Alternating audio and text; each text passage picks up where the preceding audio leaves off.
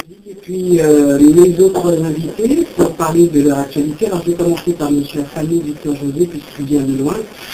Quand je dis qu'il vient de loin, c'est qu'il vit en Belgique. Bonjour M. Afani. Bonjour Jérémy. Alors je vais être là pour nous parler d'un livre que vous venez de publier, un livre dont le sujet est important, la réforme du système éducatif africain pour l'autonomie et le développement continental. C'est un livre publié chez l'Harmattan dans la collection Point de vue concret. Je pense qu'il y a des choses qui sont en train de bouger. C'est quand même pas bon, on a l'impression que ça ne bouge pas, mais ça bouge quand même. Les actions, les mentalités évoluent. Vous qui avez étudié justement sur la réforme du système éducatif africain pour qu'on soit autonome, qu'est-ce que ça vous inspire justement, c'est toutes les initiatives, tout ce bouillonnement? C'est quand même très très intéressant. Il faut remarquer qu'il y a une grande évolution de la diaspora depuis quelques années, et il y a pas mal de structures, d'organisations, d'associations qui se créent et qui en réalité font bouger les choses sur le plan extérieur en dehors de l'Afrique et sur le plan continental à l'intérieur du continent. Il y a toute une série de choses qui se mettent en place pour créer, je dirais, un dynamisme nouveau pour le développement africain. Ceci étant, il est important de redéfinir ce qu'on appelle le développement et de savoir sur quelle base construit-on le développement. Ça, c'est très fondamental. C'est la question que vous posez dans votre livre. C'est exact.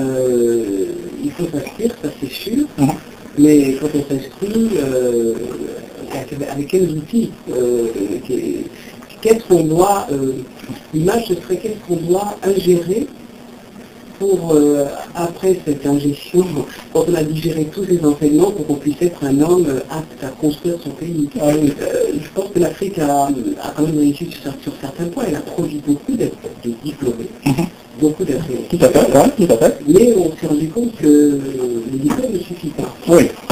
Vous avez dit qu'il faut s'instruire. S'instruire, c'est fondamental. Mais s'instruire comment? Et s'instruire de quoi? C'est là la question en fait. En Afrique, on s'instruit.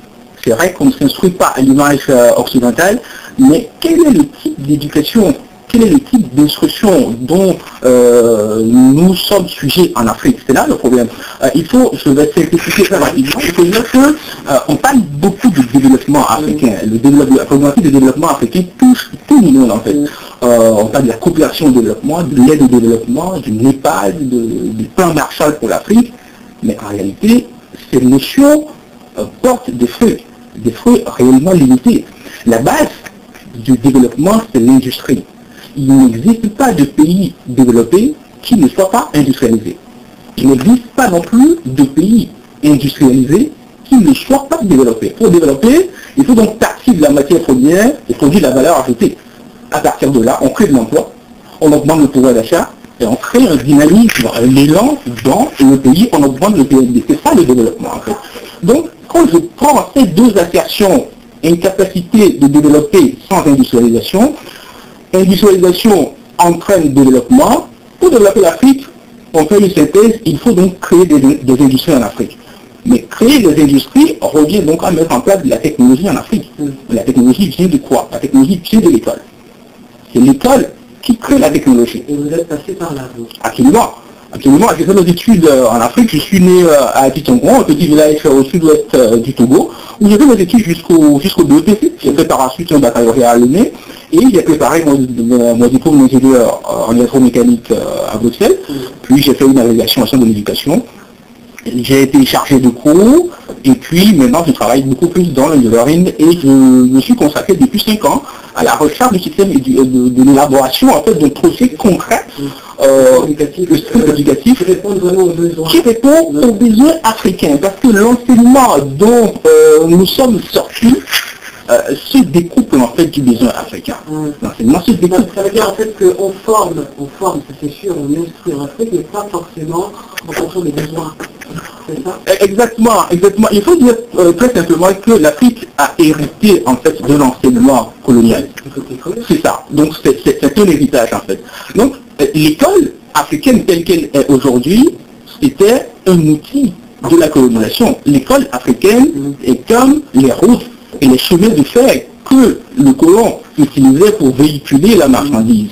Et c'est ça. Le colon, en arrivant en Afrique, ne va pas apprendre le swahili, le lingala, le tui, non. Il va vous faire comprendre sa langue afin de pouvoir communiquer avec vous. Donc, cette école, en fait, ne développe pas. Cette école, en fait, est basée sur une pédagogie qu'on appelle la pédagogie de compréhension. En Afrique, l'enseignement est construit sur une philosophie de compréhension. Nous cherchons, en fait, à comprendre les phénomènes existants. Sur tout le plan, en sciences appliquées, en sciences humaines, nous essayons de comprendre. Alors que l'enseignement occidental, basé sur la révolution industrielle, qui elle-même est basée sur la recherche. Quand je parle de recherche ici, je ne parle pas de recherche de grands laboratoires, j'évoque le travail de Kepler, de Copernic, de Galilée. Donc, ces textes qui se sont retournés sur les besoins, ceux dont ils avaient besoin à l'époque. Donc, c'est sur ça que l'enseignement occidental est construit. Moi, je suis d'accord avec vous, mais quand vous dites qu'il faut industrialiser l'Afrique, c'est ce que vous avez dit. C'est exact. Je pense qu'il faut aussi prendre exemple sur les pays industrialisés. Ils sont un peu au bout du rouleau, là. Enfin, c'est un système. On rappelle les limites de l'industrialisation. Absolument, absolument. Alors, peut-être que nos pays devraient tenir compte de cela et se dire quels sont pour l'avenir les infrastructures qu'il faut mettre en place pour se développer pour l'énergie, et de nouvelles formes d'énergie qui ne vont pas aggraver la situation sur le plan de l'environnement. C'est ça. N'est-ce pas Est-ce que vous avez pensé aux sciences de l'avenir? Bien sûr, bien sûr. Qui ne produisent pas des déchets. Bien sûr, quand je parle d'industrialisation de l'Afrique, je ne parle pas de transposition des industries occidentales en Afrique. Je vois par exemple le nucléaire, oui.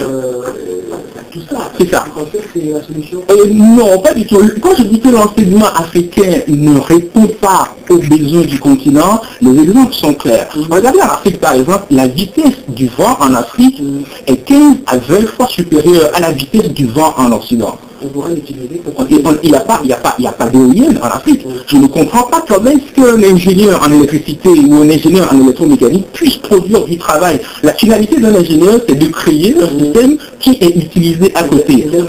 C'est ça. Donc je vois comment un ingénieur peut sortir du Burkina, du Bénin, du Soudan ou du Congo en sachant que dans son village, il a toutes les possibilités pour électrifier 1, 2, 3 maisons avec la vitesse du vent et que cela ne se fasse pas.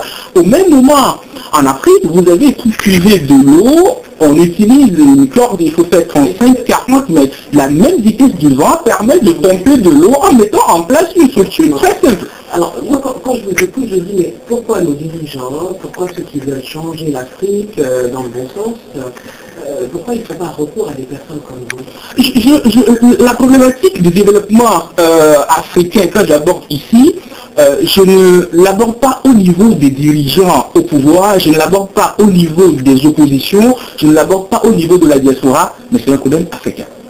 Un Africain, quel qu'il soit, où qu'il se trouve, doit se mettre à l'œuvre pour donner une autre image de l'identité noire et du continent africain.